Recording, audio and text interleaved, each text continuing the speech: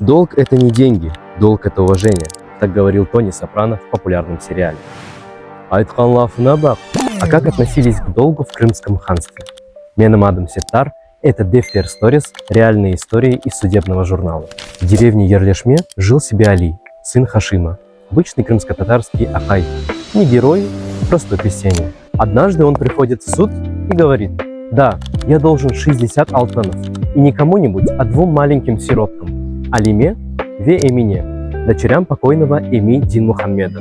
Дело не только в деньгах. У их отца осталось наследство: казак Мали, невольница Гулистан и сад на реке Альма. Суд решает жестко, но справедливо. Сад детям, доходы детям, часть урожая на еду и одежду Мали и Гулистан. Али, попечитель, отвечает за все это хозяйство, а мать девочек Шахбуле официально назначена контролером.